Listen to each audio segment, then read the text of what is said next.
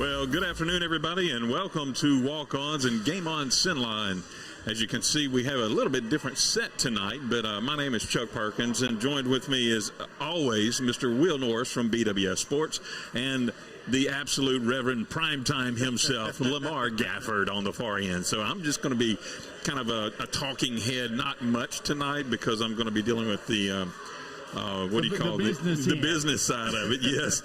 So I'll just kind of throw in every once in a while, maybe, but other than that, I'm just going to kind of be over here just kind of a wall ornament. Well, there's one part you're definitely not going to remain silent on, and we know that.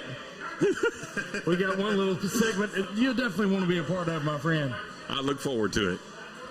Well, first things first, man, one of the hottest teams in this part of the state is the Manny Tigers.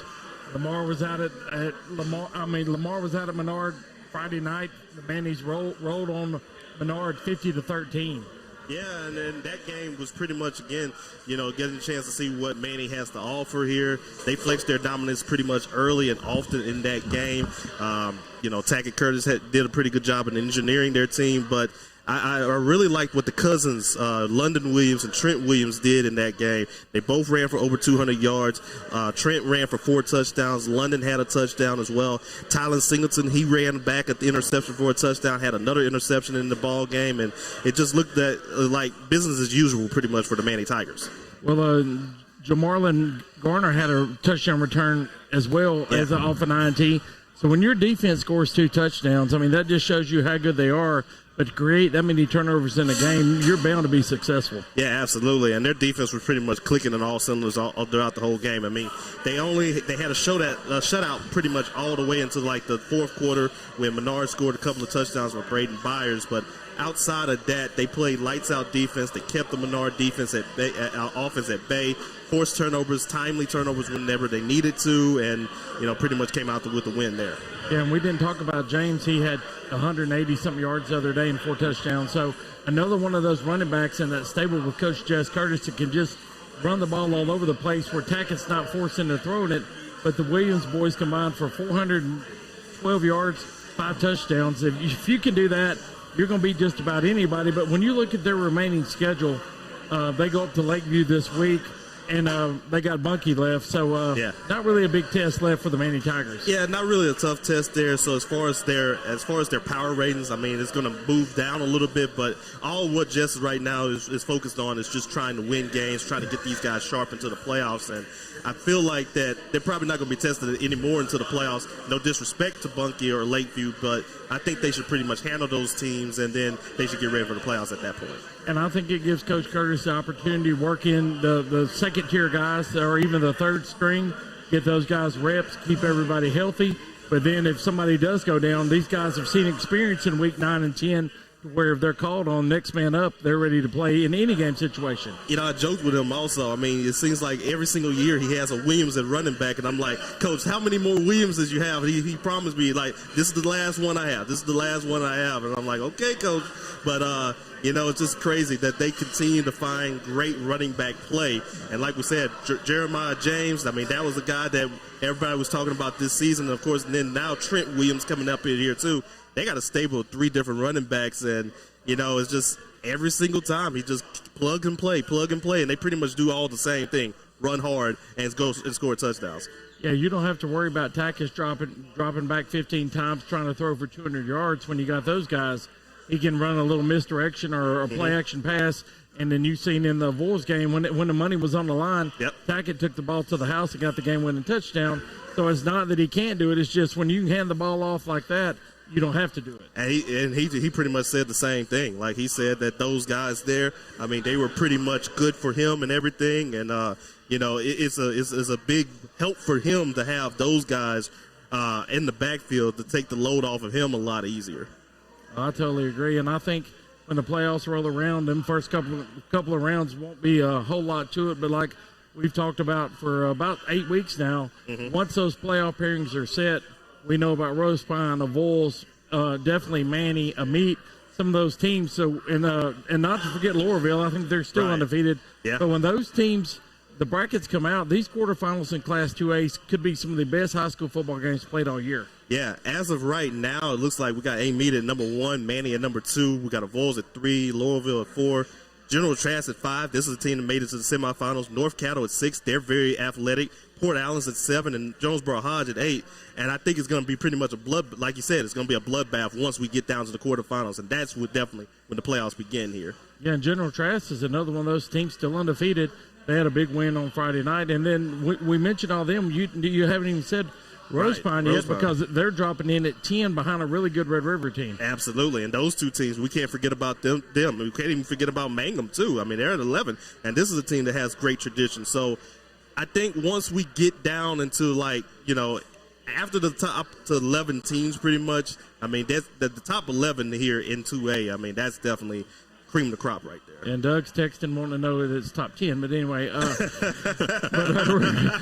but Red River's in that district with Manny. Yes. They put up 30 points or 26-30 on Manny, so that tells you this team can score. But just looking up and down the list, there's so many good teams. General Trask beat Mangum this past week, so a really good win for them. But like we're talking about, Amite and Manny is by hundredths of a point. But with Manny's remaining schedule, they might not be able to catch them. Right. And then what I've looked at 6 times today, that would put Manny and the Bulls on the same side. I would love for that maybe to be a possible semifinal or final. Yeah. But that's they're on the same side. And then if Rose Pine stays relatively around that 8 to 10 mark, they would be playing a 2 or a 3. Right, absolutely. And I think we would like to see that Manny and Avoyelles game in the semifinals. I would honestly love to see it in the finals, but the later we can get it, the much better there. And the same thing if we can get Rose Pine probably in the quarterfinals or even the semifinals against any one of those teams. I mean, that would be very good there too. Yeah, the way they're set right now, Rose Pine would travel to Manny in the quarters. So, I mean, you talk about getting there early. You might have to get there a day ahead of time. So you mean I can't get there at 4 o'clock? No. You ain't never been there at 4, maybe 5. Okay, got you. But getting close, so I mean that's a thing. And then talking about Rose Pine, Coach Brad Ducote showed a great sense of sportsmanship Thursday night. I called you after the game, 70-14 over Pickering. There's a few people over there on the Pickering side, kind of a little disgruntled and maybe booing and stuff, but Grant Ducote had 8 carries for 6 touchdowns. So needless to say, he didn't play the second half. Right. He still went over 126 yards, but I mean, when you're getting that type of production, the kid don't play the second half. Obviously, Brad wasn't trying to run up the score. Did I hear you correct? Say 8 carries, 6 touchdowns. Yes. Oh my gosh. But one time he was 7 for 6, and then after the 8th one, get him out of there. Put him on the bench. That's kind of like that sign I have in my room since I teach math that says 8 out of 5 people struggle with math concepts. Yes, sir. Well, it was. I mean, impressive to say the least when you score 6 times off of 8 carries, but. It was a battle for the big dog jug. Our buddy Rick Barnacle started it. He was a legend in Vernon Parish. Did more sports on the radio than anybody ever before or after. And he started it as a hoot, and it was a joke. Now that was a 22nd annual meeting. And if you can see my shirt, I'm a little chubby. Yes. A really cool shirt that I made to commemorate the game, both teams, and if you can get the big dog jug on there. And we took them to both sides cheerleaders, threw the shirts out to the fans. Really something cool for these kids. That gave Rose Pine their 5th straight win, and it's every 6 to claim the series. So now Rose Pine won 5 in a row. They took the lead 6-3 to claim the big dog jug 3. So that's the 2-1 jug advantage over Pickering. Pickering's got to get it back on track. Right now they're sitting at 0-8. Wow. They got a little bit, 65 yards from Marlon Freeney and a touchdown late in the ball game. Me and LaMar's watched Marlon grow up, basketball and football. He's kind of a one-man team. He does all he can while he can, but on the side of the ball for the Eagles, Grant Ducote, we mentioned what he did. Ethan Fry was 11 for 16 for 156, 2 touchdowns. He found Isaiah Stinson, the kid I told you can do everything, 4 times for 72 yards and 2 scores. And not to mention all the other weapons on offense, Aiden Klein, Cole Donahue, those guys really wasn't needed. They contributed, but, I mean, in a game like this, I mean, when you only play a half, it's hard to get the ball to everybody. Yeah, and what I'm seeing, so you've thrown out shirts how many games in a row now? Well, you can say I'm the 171 shirt thrower. We had the Leesville Ritter game, which commemorated their 100th meeting, and we took 100. BWS Sports was fortunate enough in partnership with Choirs, Right. Choir Sports, locally owned and operated, we took 100 shirts, gave 50 to each cheerleaders to throw out at the ball game. The returning week, we got the Pickering Rose Pine Big Dog Jug, 5 miles apart. And I had some lady tell me that I graduated from Pickering. I said, I went to Pickering 5 years, I went to Rose Pine 5 years. Chuck, I don't do math, you do. But that ain't 50-50. That's 50-50. And Brad Ducote and Jeff Smith was two of my best friends. And I stood on Pickering sideline for the first half. I went and talked to Jeff second half in Rose Pine, took the shirts to the cheerleaders. But we do that. We don't ask for anything out of it. It's Choir Sports, BWS Sports, doing something for our communities and our kids. We're not asking for any fortune or fame. We're just trying to put smiles on faces. The cheerleaders love them. The cheerleaders are to the point now where they're like, look, we're not going to throw any more shirts for you. And I said, man, what did I do? And they said, look, if we're not getting one, we're not going to throw out these good-looking shirts to the fans. We're going to start keeping them. So I told the girls, if we do it again this year, I'll take a team order for the squad, and I will bring you girls a shirt. Then you wing them. But what was cool, Rose Pine girls, Primetime would love this. Yeah. They broke out a thing, the old shirt shooter, kind of like a mask. And, hey, they were winging it, man. Them girls don't go to the state softball tournament every year for nothing. They were shooting shirts all over the crowd, and it was just something really cool. But it's something the kids like to do. We like part of it. We take the little mini football, sometimes the basketballs, just different things at different events. When nobody's expecting it, we do that. And then, like, when nobody's expecting it, we get our guy over there. I mean, LaMar comes to the parish some. He's a one-man show here. So on the big games, Primetime shows up over there with us. And, it's a teamwork thing with me, him, and my partner, Daniel Green. We cover anything and everything as a group. And the stuff you see on the BWS page or on the Town Talk comes from all of us. Mm-hmm. And it's just something really cool. And all our kids know LaMar, and they know they're going to see him at the state tournament. They might not see him on a regular season game, but they know when it's a state tournament and you look over there, it's Will, it's Daniel, and it's LaMar in a group. So, and then now Doug's starting to come a lot more. So then we got Doug somewhere in the area with us, and we'll take you too. I'm glad that at least he doesn't have to have a pin drop anymore. Sometimes I have to escort him there, but that works too. But there were two things that you mentioned besides all the wonderful shirts that you're throwing out. There's two things that just kind of stood out in my head, and bear with me, I'm a little jokester every once in a while. But so you stayed in high school for 10 years. Now that understands exactly how smart, because you said 5 here and 5 I there. had this beard in high school. Chuck, I left high school when they come and try to get me to be Santa for the school play. That's when I brought out. Well, the other thing was I was thinking, why do you need a Family Dollar or Dollar General when you got Will Norris, and just go to the game? Well, you got better chances of getting shirts. Well, then what's even better is when you walk around Walmart and you see 15 high school kids and 12 of them are wearing a BWS sports shirt. So that's really cool because you do it for the kids. And speaking of shirts, the parish tournament's coming up November 22nd, 23rd in Vernon Parish basketball tournament. Wow. I will give every player on every team in Vernon Parish a parish tournament T-shirt. Wow. That's really cool. Which school is this going to be at? It'll be hosted in Anacoca this year. Okay. Is that a Friday? Or? No, it's a Monday, Tuesday, Thanksgiving week. And we've done the parish tournament every year when possible. LaMar comes with us. And I give every kid on every team, include the managers, the bookkeeper, the water boy. The coaches send us an order for them. We supply every kid in that parish with a T-shirt. Wow. And that's partnered with Choir Sports and Scooters Auto Salvage in Leesville. We've done it since the inception, since Coach Hub Jordan brought the parish tournament back. We started doing that as a thank you. We also do an all-tournament team. We have that sponsored as well. So really cool things that we do just for the student-athletes in the parish. We're not worried about what the parents think, say, or do. Yeah. Those kids are happy and they play their butts off. And we put them in the paper and we put them on Facebook. But, a little extra appreciation like that, those kids love it. And then when you're at the top 28 and I'm sitting there and Zach Bree, who was the Class C MVP, comes over. And there's a whole press row, and first thing he does is fist bump me and LaMar. Wow. That means something. That kid appreciates us being there. Yeah. And then talking about appreciating us, Lamar's looked over these Rose Pine stats. Mm-hmm. When you see the offense Rose Pine's putting up this year, yeah, and limited playing time, what do you just think about them eyeing the first ever quarterfinal appearance in school history? Well, I'd like to say 2 words: them good. First off, that's all I need to really say. But you know, just in general, I mean, they have a lot of playmakers. I mean, we've mentioned Stinson.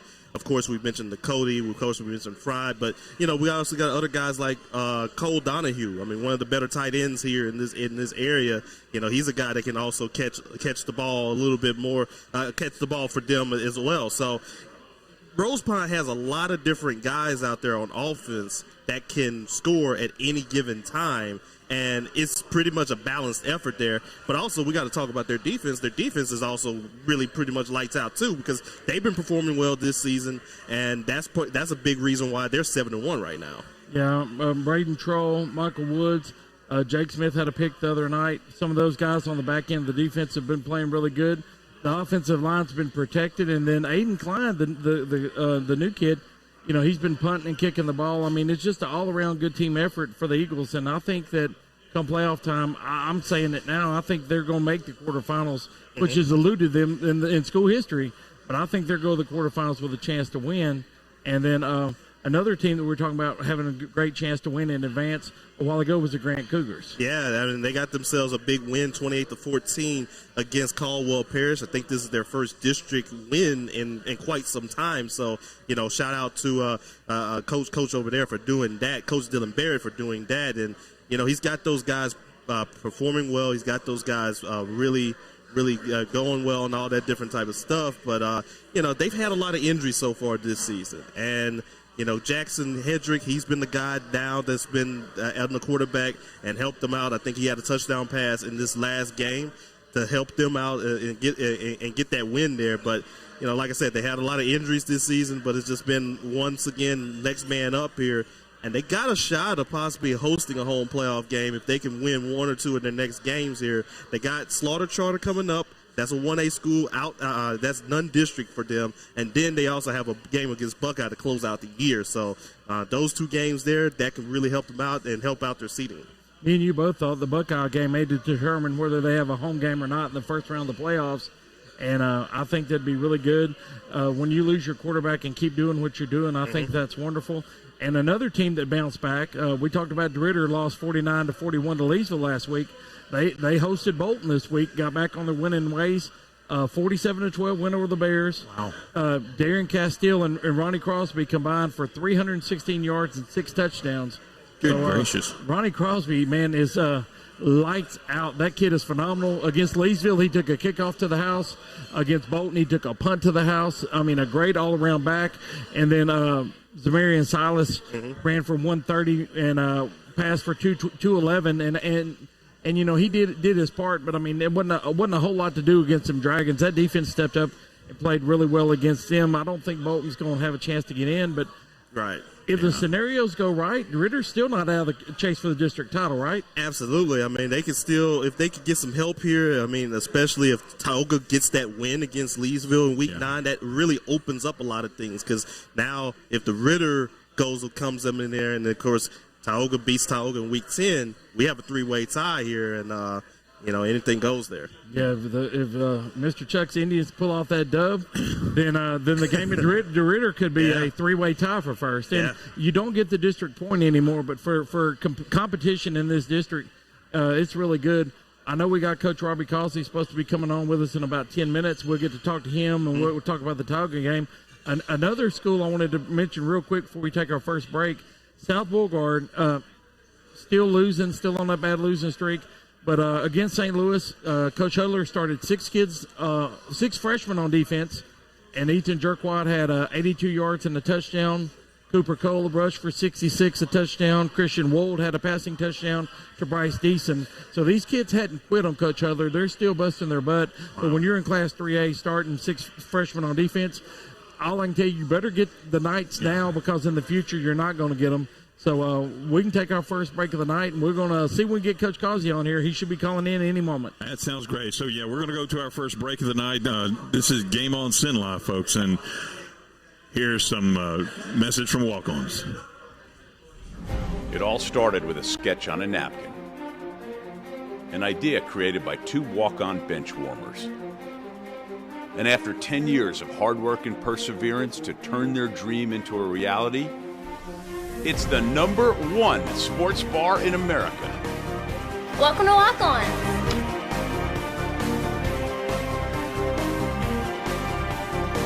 Walk-Ons, because everyone needs a little playing time. The fine folks at BK Distributors want to thank all the educators for weathering the storms, so to speak, through 2020 and beyond. Thank you for your dedication to our children. The end of the school year awards are now available. Any type of award, trophies, banners, plaques, they do it all at BK Distributors. So with school almost out, that means summer leagues are in full swing. New items, same great prices, and fast turnaround. BK Distributors, Highway 20 in East Pineville behind Arby's.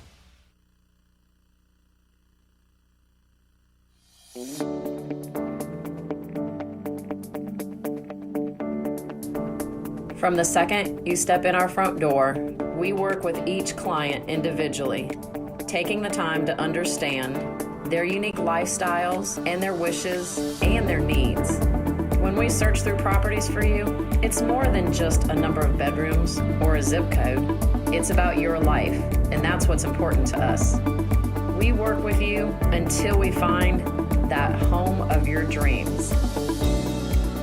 When we do find that perfect home, we walk you through the process from the first step of making the offer all the way through until closing day, and we hand over those keys. Let the Trish LaLa Group go to work for you, and let us help you find that dream home.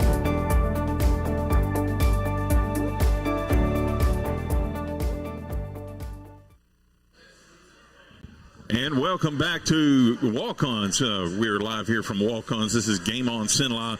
Chuck Perkins, Will Norris, and primetime LaMar Gafford down here on the end. And they are bringing you everything there is to know and some things you did not know or would not have known. Hopefully a few things that we can point out. Absolutely. So I believe we're trying to get a coach on the phone on our video call. Yeah, we're trying to get Coach Causey. Tell me what to push, and I'll push it. Just waiting on if he can hear us. See here. I'm going to try to bring his voice in. Hear you. Oh, he can hear us. Okay, so we got him. We got audio on him. We just don't have a video on him, and that's okay. You don't need a video. Oh, come on, Coach Causey. We love to see you. I'm telling you. Coach, we're glad to have you tonight. Lamar's got a question for you. Yeah, Coach. Well, let's talk about this game here, this past game against Peabody here. You guys shut them out here. Talk about your team's performance out there in that game. Our kids just played well. I told them it's about time they played what I told them to do. We've been kind of struggling a little bit. They just played to the level that we expect them to play at. We came out start to finish, and our kids battled. They had a great week of practice, and it carried over to Friday night against a good football team. That running back they got, Arthur Lavallee, he's the real deal. And we executed our game plan. I thought offensively our coaches had a good game plan to take advantage of what, Peabody was running.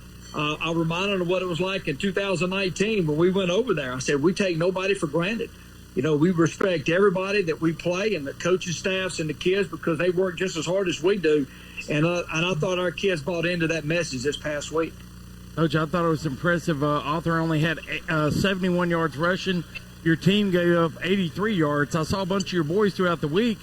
They're wanting some love on the show and on the newspaper and on the BWS page. And I told them, getting your mama on Facebook ain't going to get you no love, and you give up 400 yards and 41 points. But when you do what you did Friday night, we're going to love on you all night long. Well, that happens. The older I get, the more a W is a W. It doesn't really matter how you get them. Yes, sir. Stats are for people. I don't really worry so much about stats anymore. Just get a win. Now, I would like to play well, and that equals a lot of times to good stats. But if you go out and you execute and you do the things you're supposed to do, all that kind of takes care of itself. It's sort of like individual rewards. When your team is having a good year and they're taking care of business, then you start your team starts getting some individual acknowledgments. And so I kind of view it the same way as far as Friday night with stats. If you play well, then the stats reflect that. But don't ever turn down a W. They are hard to come by with the schedule that we have. Each one of them is special. Coach, I know you were talking about one of our top running backs in the area, of course, without the Lavallee, but you also have one of the top running backs in the area, too, in Caleb Gallishaw. You look back at say that again and say it real loud. I want you to say that again and say it real loud. Jeezy's listening. Jeezy's listening. Yeah, one of the best running backs in the area in Caleb Gallishaw here. And, of course, me and Will, we have seen him grow from a freshman year to now a senior year. You look back at his career and everything. I mean, how has he matured over the years? He was a mature freshman. He's always taking care of his academics. He takes care of his business in the school. He, the way that he works. He comes from a good home, and so he was always real mature. That's why he was able to play as a freshman. Is because that he was, not just physically gifted, but mature enough to understand his role and where to fit, to run the offense. I think his growth has been understanding the whole offense. Pass protection, the blocking schemes, the way that we adjust each week. It's easy to adjust with him because his understanding. I mean, he's a 3 3/4 year starter. Really. And there's not a whole lot that he hasn't seen that anybody can do. And so he makes, coaching the game kind of easy on that side of the ball because of the things that he can do and his experiences and the fact that his knowledge of what we want to do makes it easy to adjust week in, week out. Coach, Parker Max has stepped in this year, first year, taking over for Jacob, a good young quarterback. We watched him grow as the seasons went along, but every team in your district's got a brand new quarterback this year, and I think so far Parker stepped up and he's not really filled Jacob's shoes, but he's filled his own shoes, and he's done a really good job. Play within the system. That's all we ask him to do. The credits to the system and the offensive coaches, Justin Scoggin, Logan Cranbull, and Miles Landingham, the credits to those guys because, they take what they're given and they add their little secret sauce to it, and, each week we're able to, to compete. And so just, it's just kind of plug and play. We design it around, our quarterback strengths. We try to cover up their weaknesses, but my philosophy is always with that side of the ball is load them up. That way the quarterback doesn't feel like he has to be the one to win the game because of all the tools that he has at his disposal. It makes it, you just got to manage the game, manage the ball, manage the game, and just run the offense. And we've had that approach since Justin came on in 2017, and we just kind of kept it. And, the secret to all that is continuity on that side of the ball. Successful coaches, there's a lot more ingredients to it than just by having, being the face of the program. Mine might be the face for radio, but, my success is the fact that we've had here. It has nothing to do necessarily with myself, but it's the fact that we've kept a program intact with continuity. And it makes it easy because you look at successful programs, I think that's one of the key ingredients is coaching continuity. And we have that on that side of the ball, and I've been blessed in that regards. And our kids' performance speaks volumes to that. Coach, you got a big one coming up this week here, facing against Tioga, and I've always loved seeing whenever you two teams face against each other. Good games as always here, and, of course, a lot of good respect from both sides out there here. When you look at Tioga on the tape, what do you look at? What stands out? Ain't nothing easy. I just say nothing's easy. I don't care what they show on film. You can play at Tioga, it's not easy. Bottom line, you better bring your A game. I mean, they have kind of the same philosophy we do. They're gonna make you work for it. They're gonna make you earn it. They're well coached. Their scheme is solid on both sides of the ball. What a great job on their part adjusting a little bit to their personnel. And they're still moving the ball and having some success. And they're really young, but yet they're still competitive in every ball game. And to me, I don't think a measuring stick of how good of a coach you are is when you're loaded. I think the measure of a good coach is what do you do when you're not. And I could tell you, Coach Cook and his staff, when you watch film, they don't have the guys they had in the years past, but I'm going to tell you what, they are still effective on both sides of the ball, and we know it's not going to be easy because they're going to be well coached, and the kids are always going to play hard. And he's got some good football players over there. I expect just a last person got the ball. It's been kind of that way the last couple of years. Is whoever has it last has the chance, and I don't expect the game to be any different. Coach, we saw Davion Grubb the last couple of weeks playing really well for you, and then Kamari Pruitt stepped up. With those guys on the outsides opening up the middle for Caleb and Lane Self to kind of pound the middle.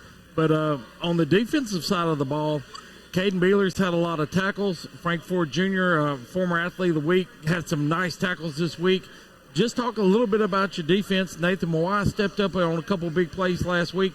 Some of these kids don't get the headlines the other side of the ball gets, but these kids have really stepped it up against Arthur Lavallee. And then this is your last remaining game going into Tauga this week, so they'll have a week off or no game for the week before the playoffs. So, just talk a little bit about your defense.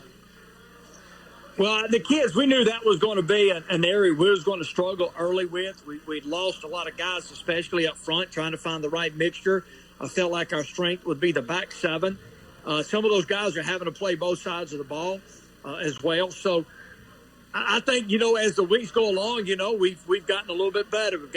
We've been tested. Each week we play some really good football teams that have tested us defensively.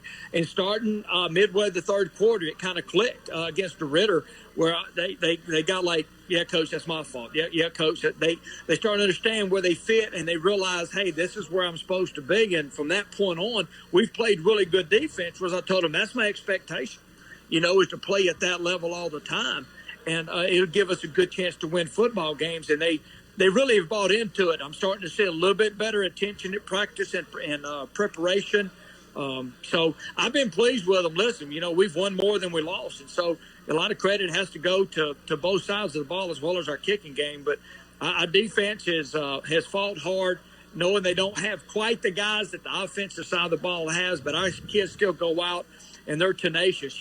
There's no quitting the Wampus Cats. That's the Wampus Cat way, and that's all we've asked out of them is to battle. And we're pretty aggressive on that side of the ball. We can run around. We got some guys that like to hit some folks. And I tell them, hey, listen, on the defensive side of the ball, you get to hit anybody you want to. Only thing they can't do is suspend you, baby. So just come on play some defense. So we got a few cats that don't mind doing that. Well, once again, we're speaking to the Leesville head coach, Robbie Causey, and it's always a great walking soundbite and everything. And great to have you on the show. And also, I will be at that Week 9 game, so I can't wait to see y'all.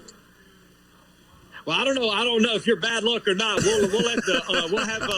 Let me check my records. You may get quarantined outside the gate. I gotta check my records first. I was banned for 7 years, so. Anyways, awesome. He banned me since 17. Because I still love you, but listen, there's more important things. Team comes first. Hey, the W stands for win, coach, and not will, and we'll see you next week. All right, hey, I appreciate y'all. Thank you. Yes, sir. Thank you, coach. Thank you, coach. Oh, man. Speaking of wins, man, we were talking the other day. I mean, Marksville got off to a little slow start, and then since then, they've kind of picked it up here lately. Yeah, they picked it up a little bit lately. Unfortunately, they lost in their last game against the Vols here, so they lost 50 to 14 in that one there. So, nice to see a Vols get off the mat after losing to Manny. But, I think this Marksville team, of course, they've been very young here. Coach JT Dunbar is trying to coach these guys up a little bit. They still have a shot of possibly making the playoffs here. By the looks of it here, they're still clinging on to it. But if they can win one of their next 2 games against Gina or Caldwell, they will have a spot in there. So at least there's a good thing right there for that. But, but also shout out to what Vols is continuing to do here. Of course, the Carrion Sampson, he had another solid game for him. I think he had 2 touchdowns in the matchup, over 100 yards for him rushing. And so he's been definitely that guy that's really stepped up since Badger has been kind of dealing with some nicks and bruises for this team. Yeah, and I thought it was good that they bounced back, put 50 on the board. Coach Andy Boone, the guys feel like they let one slip away at Manny, and then instead of having their heads hanging and maybe a possible upset, you go and drop 50 and establish, you are who you thought you were. And then you're looking down the road at the playoffs, a possible rematch with any of these 2A schools. But I was just glad to see the Mustangs bounce back and handle their business. And then, we've looked around. I had a little team. Maryville tried to make a little run, but Bazille got them 42-14. Ethan Bassnett rushed for 168 and 4 touchdowns. And then on the Maryville side, Cameron Williams, another 125 yards, keeps adding to his career total. But Remington Cootie passed for a touchdown. But on him, that kid's dropping about 45 yards a punt. So when you're quarterback on fourth down, you don't know if he's going to punt or pass. Remington's been dropping some bombs, but that's just some of the smaller teams around, the 1A schools that don't get much attention or love, but at least we get to see them here and there and yonder. 45 yards a punt? Yes, sir. Wow. Last week he was dropping bombs, but on the season he's averaging, about 42, 45 yards. Wow, and that's crazy because anytime you can get some good special teams like that, I mean, that's always a good thing. And, I think one of Menard's punters also, speaking of good special teams, I saw this guy, he had a pretty good leg on him as well. Flipped out some field position for Manny. Unfortunately, it wasn't enough to stop them there, but anytime you can do that there, I mean, that says a lot there. And I know we don't really talk a lot about the punters and everything, but punters are people too. And I have to give a shout out too for talking about great punts. Not this past, but the week before, Ben Doty over at Tioga, he kicked a 62-yard punt. Man, we get some punters some love tonight. That's a bomb. That was a smoker, baby. It was on its way gone. As Pat McAfee would say, for the brand. Yeah, for the brand, because man, when you got kids like we're talking about, you can flip the field or create that turnover, and it's hard to return a kick that travels that far in the air. And then, but staying in that 1A range, we've mentioned St. Mary's every week on the show this year. St. Mary's is up to I think about 7-1, and LaMar's talked about their quarterback play, their district play, and right now St. Mary's is looking solid all the way around. Absolutely. I mean, it's continuing with Adam Parker. I mean, he continued to have a very solid game. He accounted for 5 touchdowns in this game against Montgomery. So another good one for him. He had 155 yards. That's rushing and passing, and for them. And so it was kind of a short night for him, but they're going to need all of that once they face against Logansport. And like I said, this is a Logansport team that they rallied back last year to beat them with 2 touchdowns in the final 30 seconds in that one. And so now it's interesting to see what are they going to be able to do. I think it's going to be a little bit more of a close battle this time around. They got to travel to Logansport, so that's going to be a tough one there. But I still think this St. Mary Tiger team, they're going to be they're going to be ready for it. And speaking of Logansport, we all know Ethan wasn't there, but since they beat Rose Pine at home, they went from 0-4 to 4-4. And if that team, confidence is key. They've won 4 in a row. They didn't look at the personnel. They looked at the wins and losses. They beat Rose Pine, and since then, 4 straight wins. St. Mary's is going over there, and that's not going to be an easy place to play. No, I can't imagine it would be. I mean, it just sounds like you're walking into I'm going to say Lions Den just because I don't know. Oh, Tigers Den. Tigers Den. So, I mean, they're going to get scratched up, it sounds like. Yeah, and then I got some more Tigers here. We got Oberlin. They won 63-40 over East Beauregard. Wow. Chuckster, you drop 103 combined points in a high school football game. That's impressive. But what even stood out to me, the game had 1,100 yards of total offense between the two teams. Dominique Evans and Kobe McMahon combined for 6 touchdowns, 329 rushing yards for Oberlin. And then on the East Bow side of the ball, Kane Atkinson, a kid that's been averaging over 200 a game, was held to 131, but then Gage Hildreth bounced up, had 133 and 2 touchdowns. So, that's all on the ground. So you can imagine there was that field needs probably re-sodded today, but 1,100 yards in a high school game, and that's with 2 pretty good defenses. Wow, yeah, and it's probably good that the weather's been as nice as it is and hadn't been like torrential downfalls of rain, or else it would get just tore up. I mean, they'd have turf just laying out somewhere. They'd have to come back and do like the old Kentucky Derby and mash it down the spots. Well, Kane Atkinson, 131, he's in the top 10 on Go Preps. He's in the top 10 rushers in the state, and Lamar's had him a couple times featured as one of our area featured players. I mean, he's done really well. Wow, that's impressive.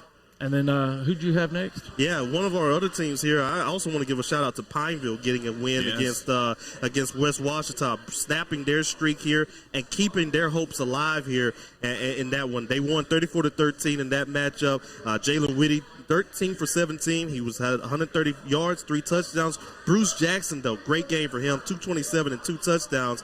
And I also want to give a shout out to Tylan Burch. He has done every single thing for this Pineville team. He's been their leading passer this year. He's been their leading rusher this year. He's even had a game as their leading receiver.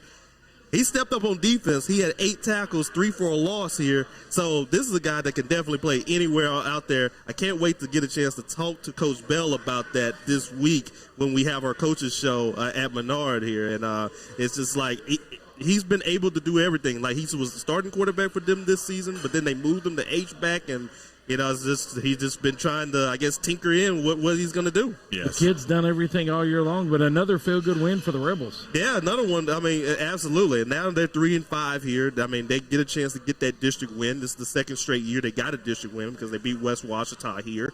And like I said, if they can win one of these next 2 games, I know it's going to be tough for them to do that. Facing against either Washita or West Monroe, they could sneak into the playoffs there. That was my thing. Speaking of those 2 teams, huh? Yeah. Right. How about that? Nice segue. Yes. So yeah, talking about that, everybody has been talking about the Washita West Monroe game. And if you want to wait, and we'll come back from the break, and that way. That's a nice teaser. Thank you so much. Yeah, we'll dig right into that when we get back. This is Game On CENLA. We're live from Walk-Ons.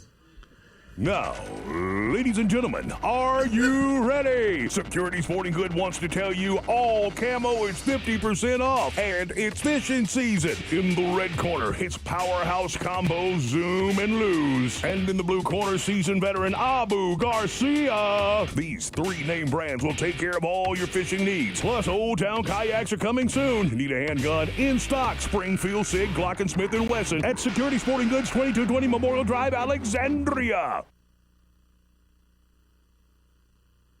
The following things are just plain wrong. Pouring coffee into a light socket. Dressing a 300-pound man in a tiny pink Speedo. And hiring an unqualified employee for your business.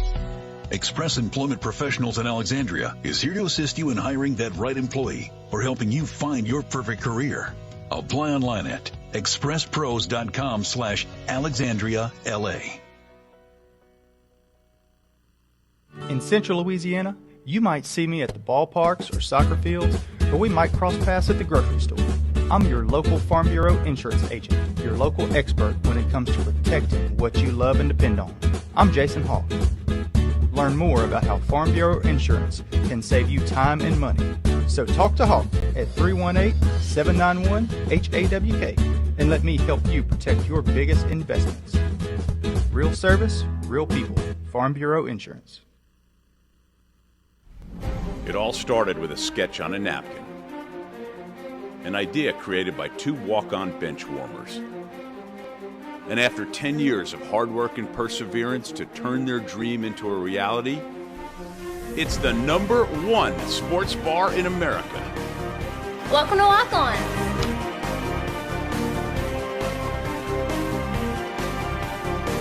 Walk-ons, because everyone needs a little playing time.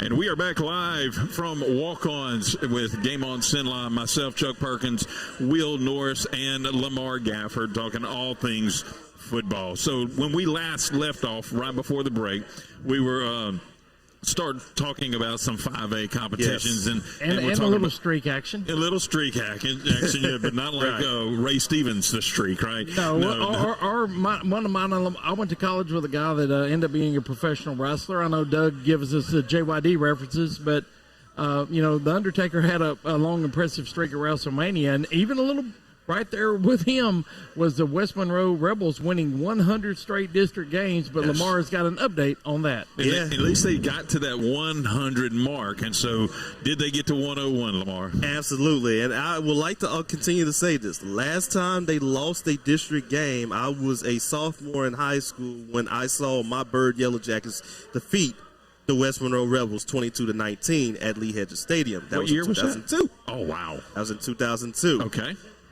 That is no more because West Washita was able to score on a 2-point conversion in the double overtime to win the game 35-34, ending the streak. Also, Washita ends its own streak against West Monroe here. They got themselves their first win in 34 years against them. So I think 34 or 24 years, whichever one of those. But it has been a long time. They hadn't beat them since 1994. And one thing I'm wondering is that the first time they have traveled to West Monroe and beat them there? Well, the game was in Washita. Oh, it was in Washita. It was in I Washita. thought they were in West Monroe. It was in Washita, but when they scored the game-winning 2-point conversion, everybody stepped on. Everybody was kind of like rushing the field and all that stuff. Wow. And one of the guys who used to cover Monroe, he was like, "Well, good luck trying to get them off the field there." But it was a 27-year losing streak that they had to West Monroe, and Washita had been close numerous times here, just could never get over that hump until this time around here, and beat them for the first time since 1994. Shout out to I think some of the guys that really stood out here. I'm trying to think of one of the guys here, but Cardrell Sermons, he had 51 yards in that one, and he also had the game-winning 2-point conversion for what it looks like. Yeah, and I had two friends up there. They said it looked like the night A&M beat Alabama, the people storming the field. But, I mean, when you've waited that many years for a win, I mean, you want to celebrate and enjoy it, and there's no malice or ill intent involved in that. It's just celebration and joy for your program and your kids. I mean, some of those kids' parents, were around in high school around the last win.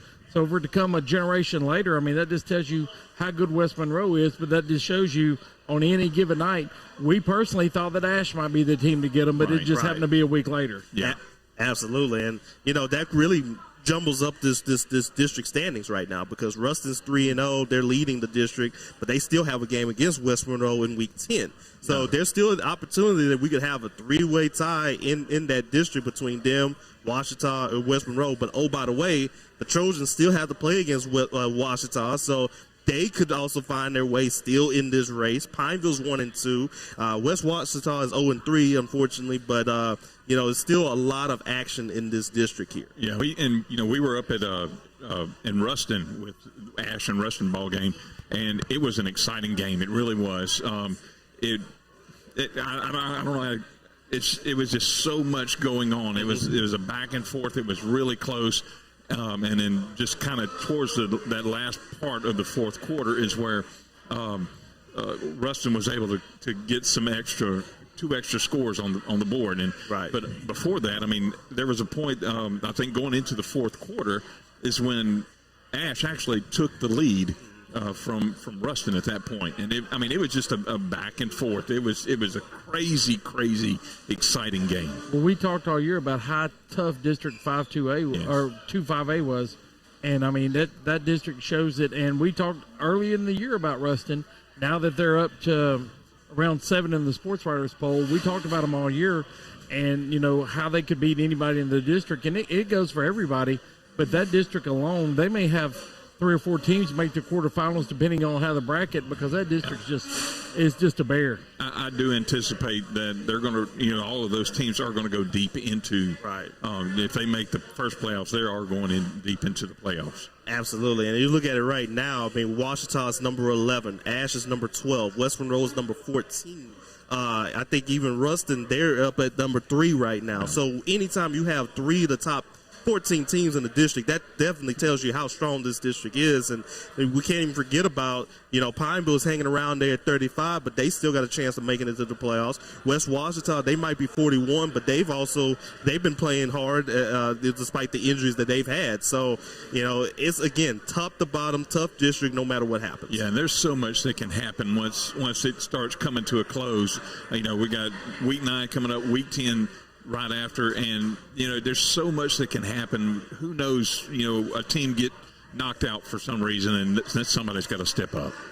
Oh, absolutely. And then speaking of the 5A ranks, LaMar's talked about them all year. They've had that one little bump in the road, but the Natchez Central Chiefs, they're up to 7-1. Yeah, they're up to 7-1. They got themselves a big win against Parkway. Unfortunately, I don't have the stats for that game, but they continue to win that one, and now they're 7-1. They got a chance of even possibly getting themselves a share of the District 1 5A title, provided if Bird beats Captain Street. Both of those teams won this past week, but Shreve has to pace against Byrd. I don't know who's the designated home team, even though they share the same stadium. Who gets to bat first? Yeah, who gets to bat first? Who's wearing the white jersey? Who's wearing the colored jersey? Whatever it is.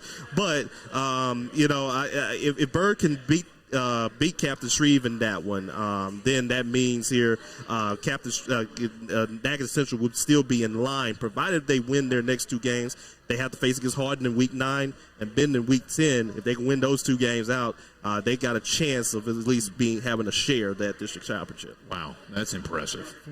From where they've been to where they are now, I mean, just a great coaching job, a great team effort from the kids as well, but the coaches getting those kids to believe to go out there each and every Friday night with a chance to win. Other than Captain Shreve, who may be, one of the top teams in the state period, that's their only loss of the season. And, and they have come from behind in games. Some games they've had to lead and then ran the clock out. I mean, they've won kind of every different kind of way you can. And coming from winless seasons, some of these kids got to learn how to win. And it's not just their team, it's all these teams. And we see it all the time. But that confidence these kids get winning week in and week out, they go in the playoffs, they're looking across the team, whether you're red, white, or blue, and saying, hey, man, we can beat these guys. They're not worried about your ranking or your record. They're going in confident. And I think a lot of our Central Louisiana teams, regardless of rankings, if they get in, like LaMar's talked about all year about the injuries, some of these teams get healthy at playoff time, they're going to be heck to deal with. Yes, and you talk about with the players and the coaches, and it's all about the players. Don't get me wrong. I mean, there's talent and there's buy-in. So you can have really talented players, but as soon as they run across a speed bump or have a hiccup in the road, if they haven't bought into the program, and that's an attribute to the coaches, but the kids are lessening themselves. It's not about me. It's about this program. And whenever you have the kids that are buying into the program, you talk about a strong program that then starts building, and all the younger kids start seeing that, and they're wanting to be a part of something because it's like, this is the bomb diggity stuff here. Right, and they were so excited when I got a chance to see them a couple of weeks ago and do a story on them here. And, it just seems like that now, whenever the coach James Wilkerson, who's now the coach there, and of course some of the players, whenever they walk out, they go to Walmart, they go to the grocery store, any type of deal. Everybody's now asking them about, hey, you keep up the good work, telling them to keep up the good work and everything like that. And it's like what you said, that community getting them in and buying it in is such a good thing. And Natchez Central has always been pretty much a basketball school, right? And as of late, they're starting to get up and running here in softball. They're starting to get up and running again in baseball now. And, of course, to see the football team doing the same thing there, that says a lot right now. And I think he's continuing to do a pretty good job. And, he should be right there when we're talking about top coaching jobs this year. Yeah, you look at kids that have multiple sports, and if you allow them to do that, their conditioning and their buy-in the community, they see them more, and there's just more appreciation. Yeah, you see it at Rosepine with the football team going into, most of those kids transition right into baseball. And, the same following you got in each sport. But talking about losing and bouncing back, Manny lost game 1 at Union Parish. There was no panic. Coach Jess Curtis has won 7 in a row since. Leesville goes and loses to Pineville, who they still believe that they can beat 9 out of 10 times. But on that one night, the Rebels got them. Yes. Coach Causey bounced back after that and hadn't lost since. So, I like how those teams did that. And then I was interested, I'm not going to lie about this week, with Coach Boone. What's the Wolves going to do? You lost a heartbreaker at Manny. In your opinion, hey, man, we let it slip away. So you're going to hang your head or get out there and bust somebody's butt. Coach Boone busted butts, got the 50 points, got another big win, and they're going to be rolling in the playoffs. I love how all 3 of those teams lost and then come back fighting hungry and harder the next week.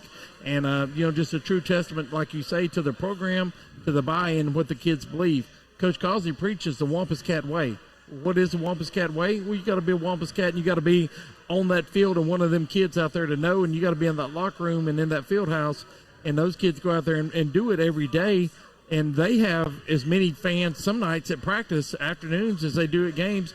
People are lined up along the fence, and they're watching, they're there, they're attendance, they're around these kids, and the community tries to feed them. They try to do all they can for the kids over the course of the week, and that leads into Friday nights. Where those kids look up at any school around here, if you look across the field, and the bleachers have 3 or 4 or 7 fans. That's sad for everybody.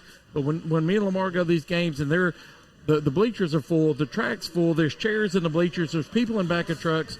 That's what Friday nights are all about. And then, we love it when the gyms are that way as well. Absolutely. Winning and culture go hand in hand pretty much, because you can't win if you don't have a great culture, but you can't have a good culture if you don't win. Right. So that's the most important thing there. And it's we just finished up week 8. We're coming into week 9, and it's like it's gut check time. You have a potential to still have another 4 weeks later, and it's gut check time. And if they're bought in, it's time to up our game. It's prime time, right? Yeah, absolutely. Hey, nice for that. But and we got some good games coming up this week. I mean, Tioga and Leesville, that's a good game that we have coming up. I think Marksville and Gina, still those two teams always play hard against each other. That's going to be a pretty solid game. Even Oakdale against Rose Pine, I think that's going to be a good one. And shout out to the Warriors getting themselves a win against Vincent, and then now they finally cracking into my top 10 there. So, now getting a chance to those 3 games, they definitely stand out right now, and we'll see what happens. Right. Yeah, I mean, I'm looking forward to week 9. I'm excited. Like I said a while ago, Leesville, this is their last game. They're not going to play week 10. Coach Causey use that to prepare and rest up, recover, heal up a little bit from some of the wear and tear from a 9-week season and a tough schedule. Would a week 10 win help his power rankings? Yes, if it was a good team, but he didn't schedule a cupcake to go out there and win and then drop. Right. And then we got DeRitters coming to Peabody. A winnable game for the War Horses, regardless of what their record is now. Mm-hmm. Ritter don't need to get caught looking ahead to that Tioga Week 10 matchup. They better handle their business with the War Horses. And then if your Tioga Indians pull off maybe a slight upset against Leesville at home, then the Week 10 matchup at DeRitter is for a 3-way tie for district. Yes. So that district is even in Week 9, that district is a long way from being decided. LaMar has so many different scenarios set up. Next Sunday could be scenario Sunday. LaMar mentioned Rose Pine at Oakdale. LaMar mentioned that 2 years ago. Oakdale shut them out. This same team, basically the same core of kids, went to Oakdale last year or 2 years ago, and I think it was 13-0. So Coach Dakota and them, they're on high alert. They're on red. They're not on green this week. Right. They're on red, knowing that they got to handle their business against Coach Dietrich at Oakdale, and then they still got the Quincy Tigers, one of their biggest rivalries in all sports, coming in on week 10. So Rose Pine still got 2 quality opponents. Maryville goes to Oberlin. Bunkie goes to Manny. Hamilton Christians at East Bow. Jennings, who's been up and down all year, they're going down to South Bow. And then on Thursday night, Pickering goes to Kinder. So that's all my matchups over our way. And me and Lamar's look back and forth at it. Right. We've looked several times today together, and I mean, it's just, depends on these next 2 weeks. You could see a big jump or a big drop. Yep. Rose Pine beats Oakdale and DeQuincy, they're going up. They lose to either one, they're dropping. Manny looks too far ahead. Lakeview or Bunkie slips up on them. These coaches say 1 week at a time, and we're looking at our opponent. And right now, they're really focused on handling your business, beating the teams you're supposed to beat, and preparing for the playoffs. Yeah, and I would say looking at seedings, I hear a lot of time in the classroom kids are talking about, that one's seeded whatever, this one's seeded whatever. That's probably the worst mistake, and I know the coaches preach that to them. It's a new ball game. You cannot look at a seeding, because you look at Peabody. I mean, even though they're seeded so low right now, they have a true weapon. Right. And so what can happen? That field is really open right now. And they're still playing hard no matter what happens. I mean, they might be 0-8, but, I mean, they're still playing. They're playing as hard as they could. I mean, even if their record was 8-0 right now. Yeah. Every single time I talk to Arthur, after every single game, I know it's been a loss, but he keeps that same spirit. He stays positive. He's like, man, we're just continuing to win these games. We're working hard out there. We're trying to hope that, something changes, something like that. And anytime when you have that positivity and it's your leader that's instilling that positivity, you can go out there and win a game no matter what happens. Yeah. Now, if your leader is pretty much down the dumps, is like, we can't win the game and blah, blah, blah, blah, blah, then the rest of the team takes off of that. Right. But, their leader, he hasn't given up on the season yet. No. So, you can't overlook them. Yeah, and you get a couple of players that finally hit that buy-in mark and it's something finally clicks for them, or somebody says something that one moment. They're out in the community. Somebody in the community says something to them, and it's just all of a sudden they're in it, and there's everything just, it's like a well-oiled machine. It just starts hammering down, and I mean, you talk about add another dimension to a game for them. Their season almost turns around at that point. Well, I think Arthur would be happy with 100 yards and a win and 300 yards and a loss. I mean, that's a good leader. That's a good kid, and that's putting it all on the line for your team. A lot of these seniors, you don't want to go 0-10 your senior year. So the next two opponents lined up for Peabody, you're going to have heck beating them because, these kids they're not quitting. They've done everything they can this year to get that win. And these next 2 weeks, you're getting their best shot regardless of playoff scenarios or whatever. They're trying to get in that win column because you don't ever want to say, we were 0-10. Everybody always comes back 10 times better than they were back then, but you can't change records. Right. You can bump your own stats up, I promise you, and I see it all the time. I see bums that carried my bag in the gym that now they're out and telling the audience how good they were. But that's that's for another day. Basketball will be here before we know it. But the kids, me and LaMar know these kids on a personal level. They follow us on Facebook, Twitter, and everything else. And when we know them, we see them, we talk to them. And, these kids look you in the eye, and some of them with a tear in their eye, wanting to win that bad for your team. And that's a kid, that you love. Yeah. The kid that grabbed his bag and is more worried about going with his girlfriend to Chuck E. Cheese, I don't want him on my team. Mm-hmm. I don't want him as a teammate. But when me and LaMar are over there and we got tears in our eyes because either you're mad or it slipped away or you're upset, give me that guy any day of the week and I'll go fight for him. We're going to go fight his brothers and fight for that win. And that's what, Pickering's 0-8. Peabody's 0-8. We don't want to see nobody go 0 for the season. Right. But, your kids have got to keep fighting for you. And I think all our teams with 0-1 wins, those teams are still fighting now. And that's a true testament to our coaches, our school board members, principals, et that, they're believing in it. And then the other night at Pickering, unless you're on crack, you didn't think they were going to beat Rose Pine. And the bleachers were still full. Right. And that's something as a Pickering alumni I was proud of. I texted LaMar and Daniel and my guy, said, hey, man, we got fans here. Mm-hmm. And, you got beat 70-14, but those kids are still getting cheered on. Right. Down 56-0, the fans are still clapping. And that's what these kids need. They don't need you grabbing your bags and your kids and leaving at halftime. You paid your money, stay for the whole game, and root these kids on because with limited rosters with 12, 15 kids on the team, everybody's baby's going to get to play. Yes, yeah, and that kid's the winner, regardless of and I'm like Doug, I'm not all about passing out just participation trophies. Yes, but that kid's a winner because his mentality is there. That's the winner. That's the kid that can pick up somebody else, and even though his season may come to an end, he's going to be there to help encourage the next ones and help build that program and continue it on. And be at the games. Like I know Doug says this all the time, and y'all are the same way. You're going to be at games. We're going to be at games. We're going to broadcast games, and there's chances for you to always go back and watch it. But be there. Let that kid turn up and just happen to get a glance of you, whether you're wearing the right colored team shirt, at that time, or the they say like for Tioga it may be a red shirt day, and I'm the guy that wears the white shirt for some reason because that's the one I picked up that day. I didn't get the memo, but if the guy scans and it just sees and for whatever reason sees that one face in there, and that could be the encouragement. Right. Go to the games. Be there. Get the hot dog and the popcorn and the drink. Be there. Support the team. Support the band. They're working hard. They want to see you there. And that's the same thing like basketball. Like LaMar usually always comes over for the Peabody-Leesville basketball game. Well, our coaches at Leesville, they know he's probably coming. I usually text them, hey, Lamar's coming. Make sure at the door they know he's coming, whatever. LaMar comes in. He makes a loop, sees the Leesville kids and coaches. He makes a loop, says hi to Coach Smith. Yep. Then he covers the game. We're broadcasting the radio. He comes, sits by us. We'll throw him on at halftime, whatever. And then, it's an enjoyable adventure for all these kids because they look up there, and it's not like me and Lamar's Elvis or anybody, but they look up there and say, hey, look, we got Will's there, Lamar's there, Daniel's there. Hey, man, everybody's here for us. So obviously in their minds, they're thinking, hey, they think it's a big game. It's a big game. It's a rivalry game. It's a packed house. Mm-hmm. And then when you see Coach Smith, Coach Dixon, and all them down there, hey, we're here for you. Lamar's going to write a great story. Me and Daniel's going to do it on the radio. Yes. We're here for your kids. Yeah. And those kids eat that up, and they're waiting after the game, win or lose, to look at the write-up or the pictures or whatever we may have. and that's something that we're proud of, that, we're able to cover these kids in some of these smaller schools that nobody else does. Absolutely.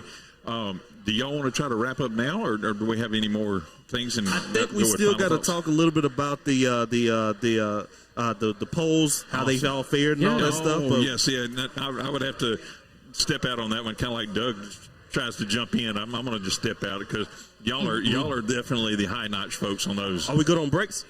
We can take another one if you want. We can take a break, and then we can hit the coaches' polls. All right, sounds good. This is Game On CENLA live from Walk-Ons. It all started with a sketch on a napkin. An idea created by two walk-on bench warmers. And after 10 years of hard work and perseverance to turn their dream into a reality, it's the #1 sports bar in America. Welcome to Walk On.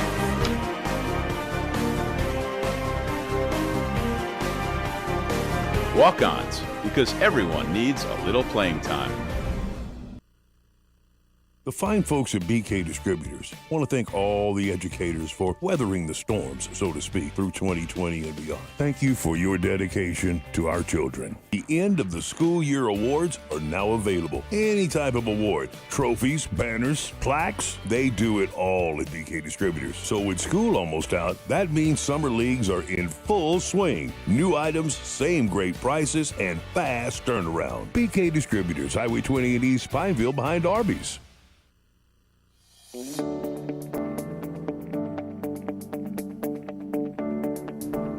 From the second you step in our front door, we work with each client individually, taking the time to understand their unique lifestyles and their wishes and their needs. When we search through properties for you, it's more than just a number of bedrooms or a zip code. It's about your life, and that's what's important to us. We work with you until we find that home of your dreams. When we do find that perfect home, we walk you through the process from the first step of making the offer all the way through until closing day, and we hand over those keys. Let the Trish LaMar Group go to work for you, and let us help you find that dream home.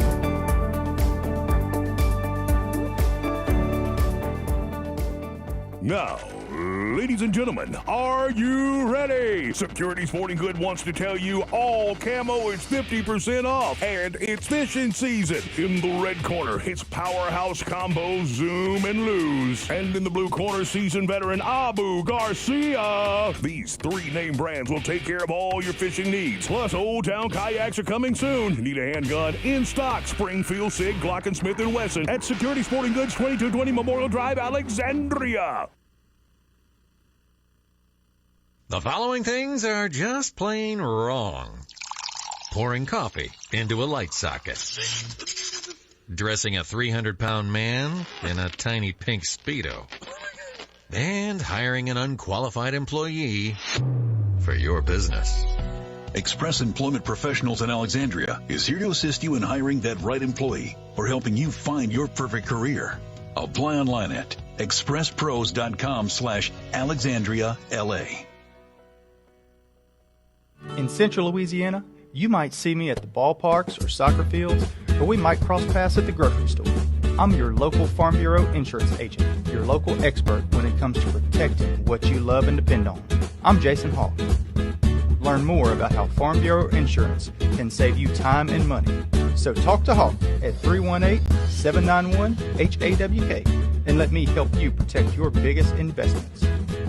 Real service, real people. Farm Bureau Insurance. We are back live to Game On CENLA live from Walk-Ons, and I think we're fixing to kind of finish this up a little bit. This is our last segment coming into it. Will? Yeah, it was. I got a couple of texts asking where the boss is, and speaking of the boss, not only does he own Louisiana Day Trips and Tours, I took one. Yeah, he did. Took one. So, hey, he'll be back next week.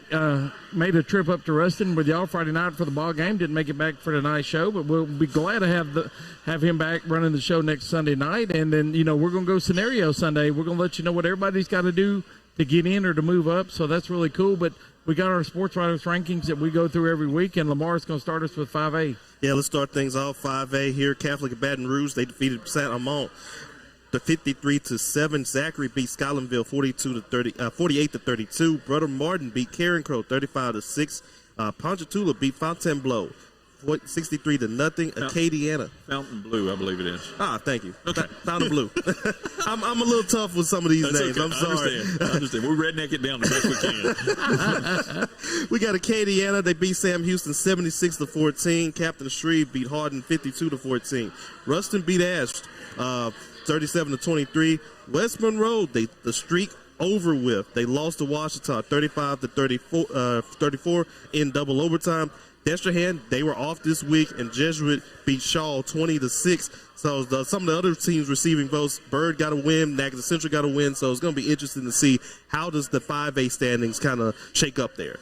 Yes, that is going to be interesting to see how all that, just starts unfolding basically at this point. Yeah, because those heavyweight contenders are still got head-to-head matchups over the next 2 weeks. Down in 4A, Carr beat LB Landry 50-7. Neville didn't play this week. Karen Crow lost to Brother Martin 35-6. Warren Easton played Saturday. They won that game. They won. I don't remember the score. They won the game 44-0. Yeah, wow. I knew it wouldn't be close. Westgate beat Turlings Catholic 33-26. Northwood Shreveport beat Woodlawn 53-0. Liberty lost to a good Plaquemine team 53-14. Cecilia beat Opelousas 23-0. Huntington moves to 7-1 as they beat Franklin Parish 52-16. And then Carver beat JFK 14-7. And then in that 4A, St. Thomas More won again. They may be looking at getting back in the rankings. And again, the Wampus Cats, they won. So, some more teams that we see in our area that may possibly move up by the end of the season. Awesome. Going to 3A, we got U-High, University Lab. They beat Parkview Baptist 43-0. Sterlington got Richwood 48-8. Madison Prep defeated Baker by forfeit. E.D. White beat Lutcher 28-10. Church Point won by forfeit over Ville Platte. Iowa beat Westlake 31-28. Lutcher, as we already mentioned, they lost to E.D. White. De La Salle beat Haynes Academy 42-0. St. James beat Berwick 38-14, and Lake Charles Prep beat Jennings 60-35. Of course, some of the other teams receiving votes: Union Parish, Gina, St. Martinville, all got wins. Awesome. Yeah, and then on Westlake, 31-28 at Iowa, 8-0, Iowa undefeated. The Rams were in it to the very end. That's my buddy, good buddy, Coach John Richardson. They were 0-4 last year, and this year they've lost 2 games. But man, the flip in that script down there in the last 2 years, he has turned that whole program around. And if you're part of the Westlake hiring committee, if you were part of hiring that man, you deserve a bonus because he's come to Westlake and made your Rams a formidable opponent. Wow. And then over in 2A, I'll jump into that one. Manny handled Menard 50-13.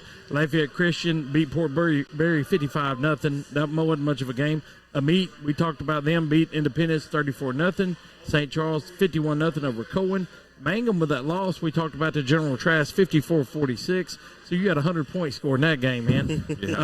Laurelville, the team I don't let slip away. I went down there and did a playoff game with them in Rosepine last year in that beautiful turf field. And, man, it was so nice down there. If they can get a home game, that crowd, the way that field's set up, it is just a beautiful scene for a high school game. Newman lost. That's Arch Manning. They lost to the Florida Prep team 49-24. Trask beat Mangum. We said that. Notre Dame bounces back from a loss. They beat Catholic New Iberia 41-0. North Caddo beat Lakeside 46-6. And then, like we talked about, you got the Rosepine Eagles beat Pickering. Wolves beat Marksville. 2 teams knocking on the door of the top 10. Yes. And 2 teams we always see, and we know exactly how good they are. Let's close things out with 1A. Washita Christian beat Tensaw 52-0. Calvary over Haynesville 49-7. Sudden Lab won by forfeit over Thrive Academy. Oak Grove, a little bit of upset there. They lost to Cedar Creek 13-9. Homer lost to Union Parish 55-28. Ascension Catholic beat East Iberville 57-12. Grand Lake beat Gaydon 25-13. I got that one right. That's impressive. There we go. St. Mary's beat Montgomery 48-6. St. Fred's beat River Oaks 54-7. And Opelousas Catholic beat North Central 55-20. Other teams lurking in there: Vermilion Catholic, Logan Sport's been getting some votes as well. And how about the Glenbrook Academy? Yes, sir. Now being led by David Feaster in their first year, they got a good win. So we'll see if they can get in there. That's impressive. Feaster, I'm trying to remember, where was he at before? I remember his name. Manny, Leesville. Yes. Yeah, Parkway. Yeah. Parkway. So, yeah, that's good to bring the program up. Well, actually, that's where Justin Scoggins, the Leesville offensive coordinator, got his feet wet, was with former LSU quarterback Brandon Harris at Parkway working for Coach Feaster. And then when they left Parkway, Justin came back home to Leesville. And then Coach Feaster went to maybe Glenbrook last year. And then now this year he's bounced to the other school. Mm-hmm. So Coach David Feaster used to be at Manny, just a good guy and a good coach. And, when somebody says, well, if you're a coach and you've been at 7 or 8 schools, that says something. I said, yeah, it says something good because you're still employed. Yes. If you're a coach and you've been to 2 schools and you're working at 7-Eleven, there may be a reason. And so, I mean, Coach Feaster is a really good coach and a really nice guy. So it's good to see him picking up, one of these little charter schools and winning. But like me and LaMar said, Logan Sport 4-4. Don't let that fool you. Yeah. They're getting back on the right track, and nobody's going to want to play them in the playoffs with the offensive explosion those guys have got. But I love to see St. Mary's keep on rolling up the hill. They're just right up the interstate a little ways, and Lamar's watched them all year, and they got an explosive offense. Yes, they do. Yeah, I can see that with the scores of them coming back up and bringing their program back up. As we put a bow in the week 8 and getting into week 9, what really stood out to y'all about this week? And for me, Pineville winning, coming from actually 13-0, coming back and going 34 unanswered points to a 34-13. Mm-hmm. Then obviously, I guess the biggest one is for me is the 5A in Washita. Yeah, taking out West Monroe and I think double overtime is that twice in a row now. Yeah, Washita. So twice in a row. You talk about conditioning for a school. That's something to start looking out when you see teams that are competing consecutively and they're able to come out on top in overtimes, double overtimes. There's a good chance they're going down the road a ways. So maybe Ash needs to take them to triple overtime this time. Yes, maybe. Yes, that would definitely be a good thing. We love you, Coach Bachman. Yes, we do. We are going that way Friday, as a matter of fact. So yeah, those are those two for me stand out the most. Well, and I got 2 or 3 little quick ones. For me, Rose Pine going on all cylinders. I mean, you put up 70 on accident. You didn't try. I mean, what they do at Oakdale this week and DeQuincy in week 10 to me is going to be my eye test for the playoffs because I just love what they're doing right now. For the Vols Mustangs, you bounce back after losing to Manny. Great job by Coach Boone. Coach Parmley, the Dritter Dragons, bounce back after their loss to Leesville. So the bounce back games mean a lot to me because you're at week 7, 8, or 9, and I mean every win is big right now. And then, and then again, the Wampus Cat defense. Coach Causey said, something clicked this week, or about the third quarter of the DeRitter game, because the fourth quarter of DeRitter in this week, that's the Wampus Cat defense that Coach Robbie Causey's wanted to see for 7 weeks. But, hey, I would rather see it in the week 7 and 8 than I would in week 1 or 2, because right now, that game Friday night, and I know, it's always a great game.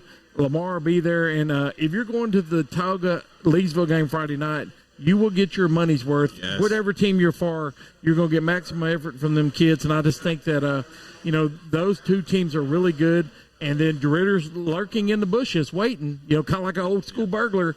And if somebody slips up, DeRitter's got a shot at the district title the next week. So those things really look cool to me. And then I just want to thank Crier Sports for our banner. Every shirt I wear on the show comes from Criers. And, for them to allow us to do what we do for kids, Mr. Pat and Miss Nikki don't ask for nothing. They take care of everything and anything that involves BWS Sports.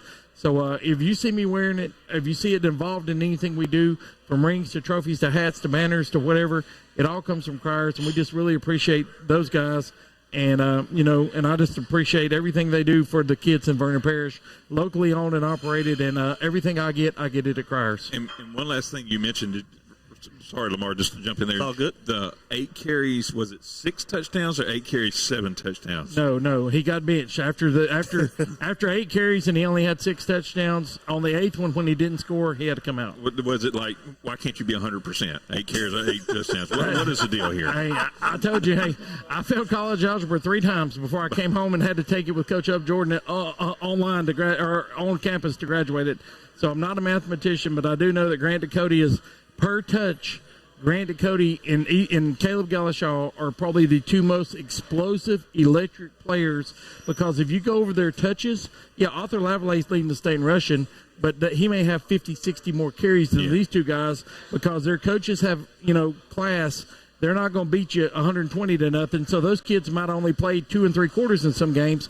Let them play 4 quarters over the course of the season and project those numbers out. And we might get LaMar or you to do it. I couldn't. I'd mess it up. But, just when you look at their numbers over the course of touches compared to everybody else's, they're 12, 15 miles apart. And those 2 kids are great kids, sweet boys, and they will run over your butt on a Friday night. Absolutely. LaMar, what you got on yours? I think a couple of mine here is the Manny train. That continues to roll right along here. 7 in a row right now, and they're trying to get that number 1 seed in Class 2A.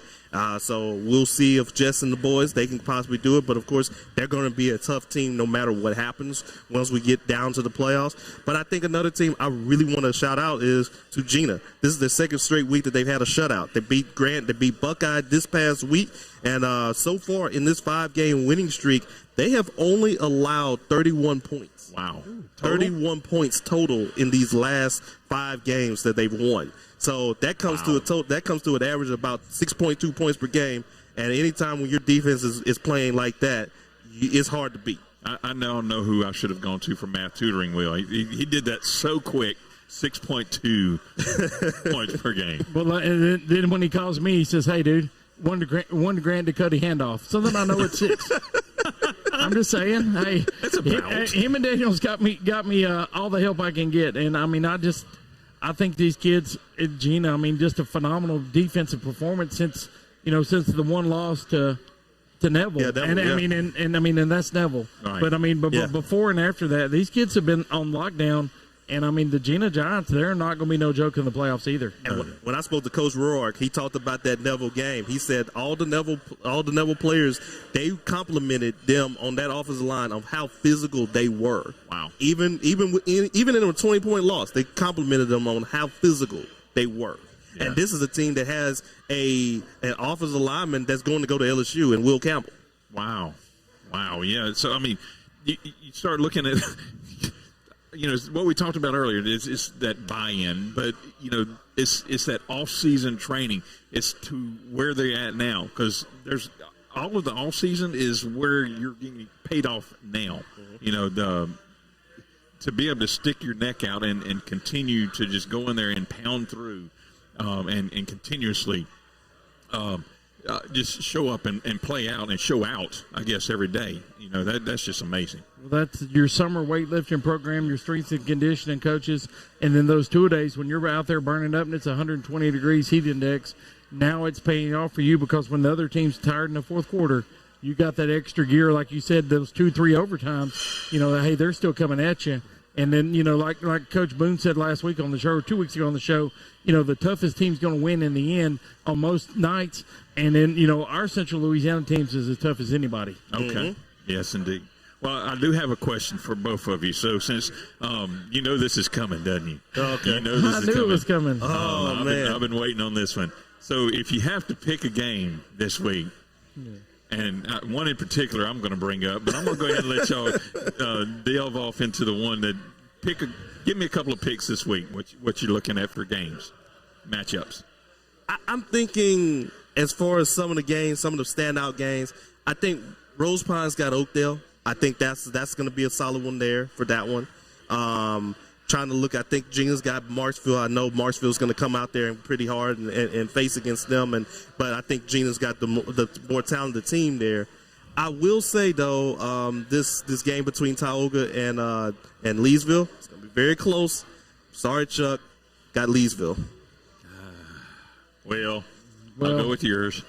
Well, I hope as as bad as the season's been, maybe on Thursday night, the Red Devils can go down there and compete with the Yellow Jackets at Kinder. I'm just hoping that, they held Rose Pine to 6 points in the first quarter, and then with a limited roster, Rose Pine drops 50 in the second quarter. So, they're showing they can play with people. Maybe they can put it together for 4 quarters at Kinder. I hope and pray so. And then the Rose Pine and Oakdale, that's a trap game for Rose Pine. I already said what happened 2 years ago.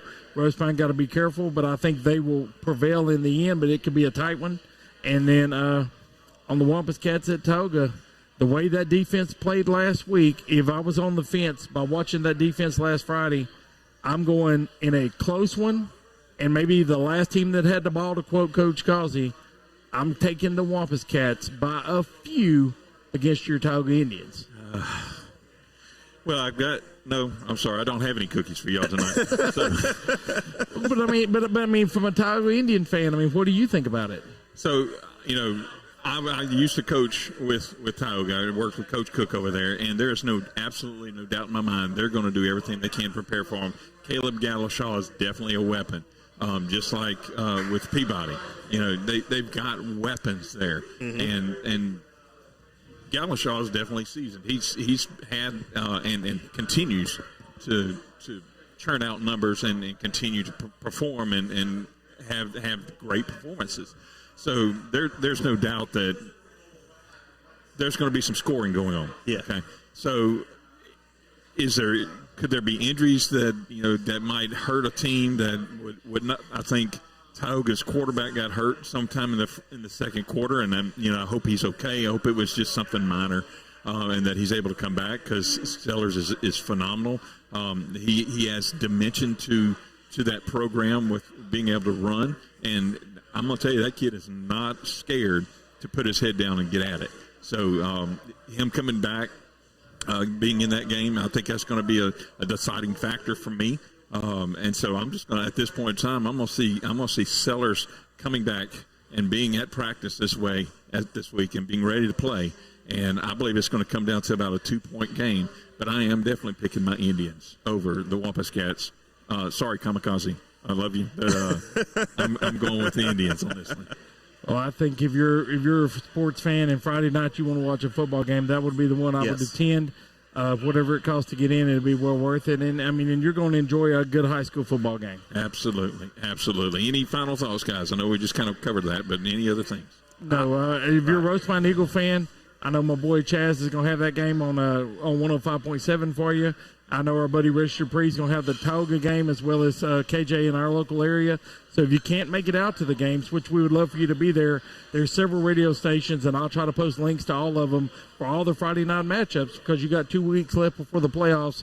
And I don't care what station you listen to, as long as you're listening, or with you and Doug watching on 446 Sports. If you're watching or listening, you're still supporting the kids, maybe from a distance, but it's about the kids. Yeah, and we love to broadcast. We love videoing it and putting it out there, but nothing takes the place of you being there. And that's one of the things that we continue to encourage people. Be at the game, be there, listen to it you can go back and watch it, because it's always recorded, it's always saved. Go back and pick out that play that you're like, oh, I wanted to see that one again. Go back. That's kind of what, but if you can't be there, if you live out of town and can't make it to the game, that's the other reason that we do this is to be able to have those family moments that you can be present at the game, but you can't be there because it's maybe 2 states over. I don't know, but and then that's like on our Sunday night show. We'll have we may have 1,000 people watch the show tonight, but then we'll have people go back and watch it all week long. So that's really good that any show we've done this year is archived. And last week Doug told them, but if they want to watch or listen or learn, tell them where to go to find the replays of the Ash games or any of our shows, Mr. Chuck. So all of 446 Sports, you can go to either 446 Facebook page, 446 Sports Facebook page. Everything is always archived there, and you can pull that up. We also have a YouTube channel, 446 Sports YouTube, and there is also a Boxcast TV. So that's where we're sending things through. We're moving through that. And so there's multiple avenues. 103.5 for the Ash games, 105.5 for Pineville games, 104.3 for the Tioga games, and 106.9. Don't believe they're live streaming, but they are doing audio radio broadcast for the Menard games. And so, yeah, all of those are there. They're available for you. We're streaming 1080p.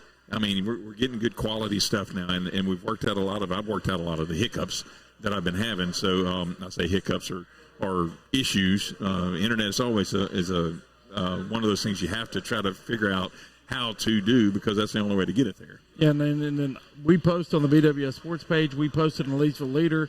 LaMar, of course, posted on the Town Talk. Over our way, we got KVVP 105.7 with my boy Chaz in a cricket. They do all the roast pine games for the remainder of the season. We're going to have KJAE 93.5 with our buddy Lamar's buddy and my buddy too, Mr. Sam Fertitta, along with Jeff Skidmore and Chuck Owen.